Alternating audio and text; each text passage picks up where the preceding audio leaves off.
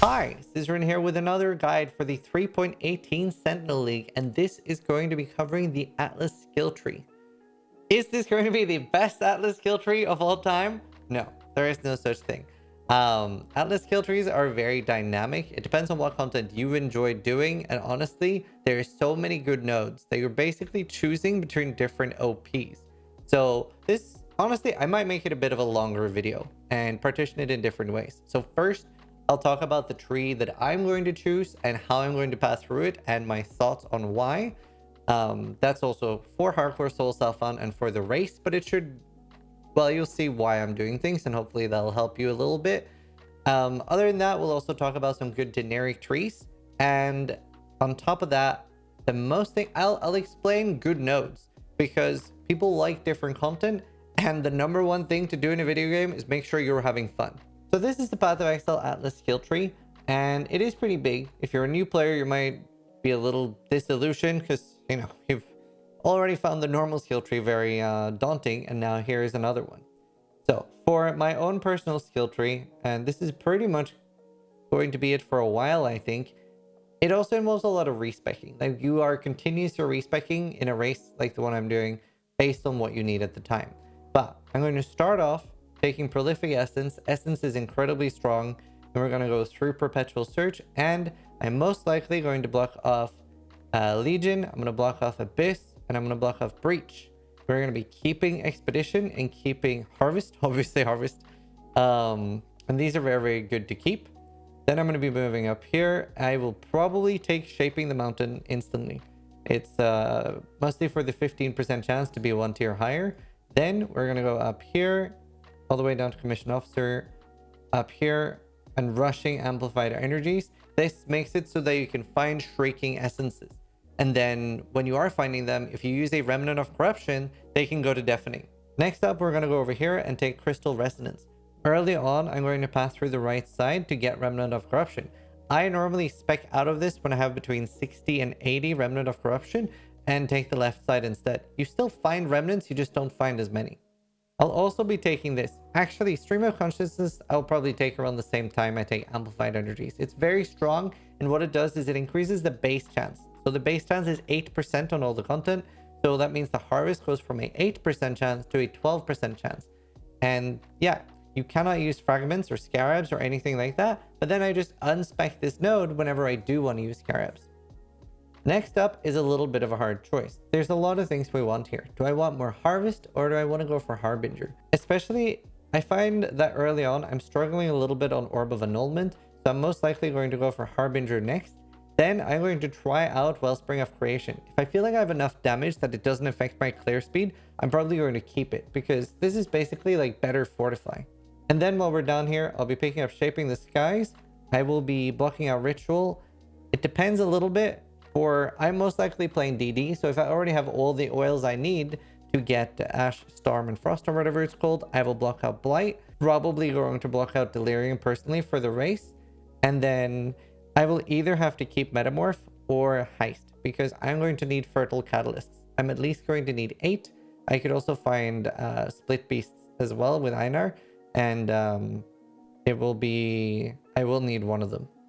Next up, after having that, I am going to grab this Harvest node, then move up here and grab this as the last Harbinger one. This is also kind of rippy, so you will notice that they're scarier with that. Then after that, we're going to take the Harvest node up here, and I will most likely do this Expedition one that takes the logbooks. And here, after we've done that, we are at another hard decision. Am I going to take Ancient Writings, which is very tempting because it depends a little bit on how geared I am. If I'm already very geared and comfortable with fighting bosses, I'm going to instantly start moving up here. And I do want to take Remnants of the Past pretty early anyway, just so that I'm starting to get my Shaper and Elder maps so that I can start getting Shaper and Elder fragments and get ready for Uber Elder. If I don't have enough gear, then I will be taking this and focusing a little bit more on Expedition. So it does depend a little bit on what my character's gear look like. After that, the next 29 points is going to be spent on going between the different Uber bosses and things like grabbing the extra Maven chance for Awakened Gems. Another thing that I would really like to grab, especially for doing imitations, is the pay for play node. That gives me a really good chance to get awakened support gems, and obviously awakened support gems are really great, especially to get early, because I want to level them to level 5. Another node that I really like and I might consider taking early is like duplicating divination cards, but that's a little bit less important for the race and just really nice to have long term while playing on solo self-found. So most likely the last nodes is going to be bouncing between different bosses that I need to finish the event. Right, next up, let's just look at some things that are really, really good. So pretty much on any tree, you are going to grab essence. And this is also a nice feature where you can just click on the thing and it'll highlight any similar ones. So for example, here, if I click on this, it'll highlight all the delirium nodes and you can go check what are the other delirium nodes or what are the other bestiary nodes. That's really good before you're familiar with the tree. So obviously essence, I would say, is pretty much the strongest thing. I don't think I ever respec out of those. I keep it pretty much the entire league. This is obviously very solo self-found oriented. And honestly, there are better content creators than me to watch for Trade League, like Grimrow, etc. That'll have more trading and money making as their main thing. I'm more focused on solo self-found. But yeah, Essence, incredibly strong. And I know people do take that on Trade League too. So the main one you really want for doing bestiary are the ones over here. I would normally save up a bunch of scarabs, a bunch of missions, and then I would do, well, it depends a little bit on what I need. Do I need imprint beasts, the Crikey Chimerals? Then I'll take the deep. But normally I will have caverns in and deep and the less common varieties. I don't usually have wilds and I don't usually have sands. Like I would normally just have these three. And the other nodes, they aren't that important. I usually don't bother respecing into them. That would be the main one there. Which is nice because there are some nodes where, like Essence, where you really do want to spec into everything. Harvest, obviously incredibly powerful. And we do have the 3 harvest nodes here. Plus you have other things like blocking nodes. Very, very important because it will make everything that you still have more likely to spawn. And the harvest nodes up here are really good. These are really good. This one, Bountiful Harvest, not worth it at all. And this is just additional percentage chance to spawn. So I usually don't path down here unless I'm already taking Betrayal, which is close down to here. The Betrayal nodes down here are pretty good. Effective leadership makes it a lot easier to get the leader and rank up the leader. So if you are going to interact a lot with the content, that is pretty important. I usually don't find myself taking Betrayal nodes. They aren't bad. It's just that we're so tight on points. We're so incredibly tight on points. And that's why earlier in this video, I recommended taking things like shaping the mountain, shaping the skies, and even taking things like shaping the seas can be really good. But that depends a little bit on how many maps you're getting. Maybe Sentinel is really, really good for map drop rates and you won't need any. And usually when you are doing tier 16 content, you end up with such a surplus of maps that you can unspec out of pretty much all of these. Lastly, that was even easier because we had the adjacent map strategy, which led to a literal infinite supply of maps. And every time I had a favorite map, after a few hours of mapping, I would have 72 of that map. So we no longer have that strategy. So we might actually need map nodes more than before, but I'm still assuming that just with the amount of juice we're going to have, plus a little help from Sentinels, map sustain should be good enough that you can respec out of these shaping nodes. Nodes that are really good when you start mapping and you're around tier 11 is the synthesis nodes. That gives you a higher chance for Cortex and the other, like, for the Forgotten challenge. So, like, Twisted Synthesis, however you're supposed to pronounce that. So they're really good for that. And then once you're doing tier 14s, getting Remnant of the Past early is pretty huge. If you're a softcore player, Inevitable Ambush is also really good for additional fragments.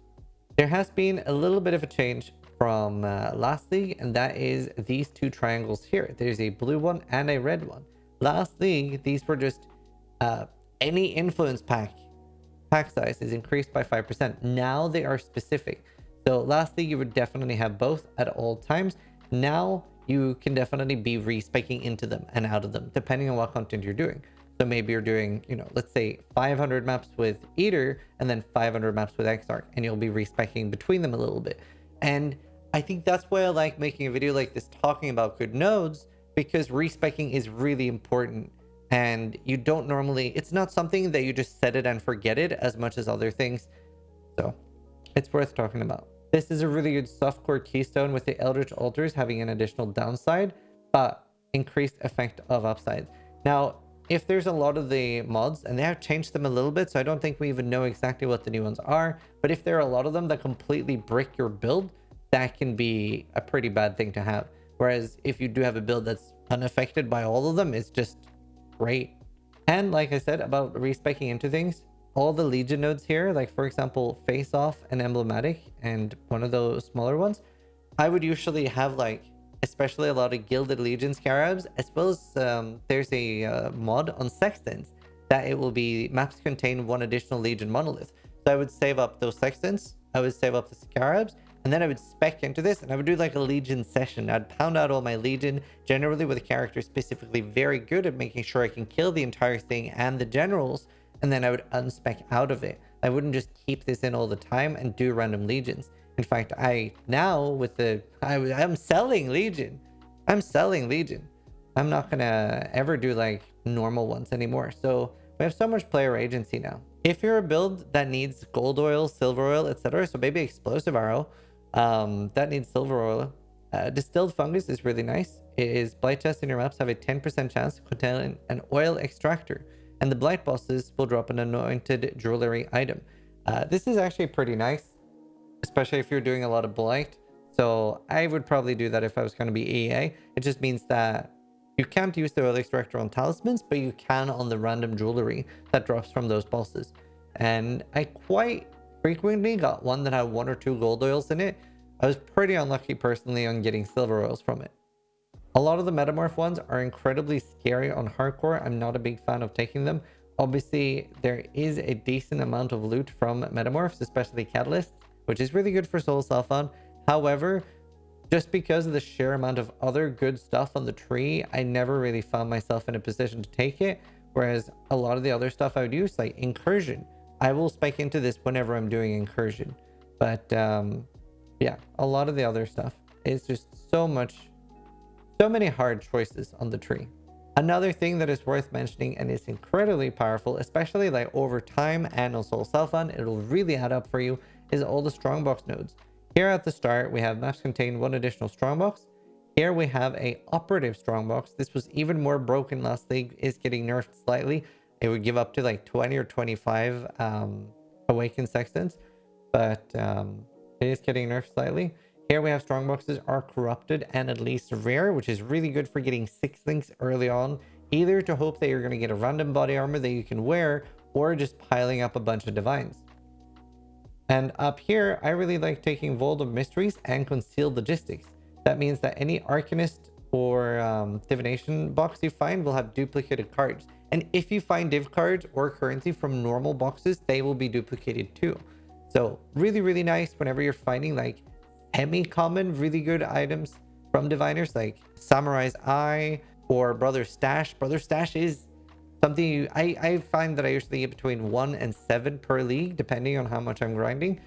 But getting some of those duplicated, obviously an extra 5x is a huge impact to your league. It is a fairly rare card, but I would say out of the really rare cards, it is probably the most obtainable one. Lastly, I talked a lot about the ritual nodes. I hate them. I really liked them for a while. I personally just turns out I don't like doing ritual. I enjoy doing the other content a lot more, and getting the blood-filled vessels on Soul Self-On ended up being a massive pain, even with Sacrificial Dew. Felt like it never procced, and it is also such a large investment in points, and I'm normally not that much on the left side of the tree, and yeah, you need all the points. It turned out I was not a fan.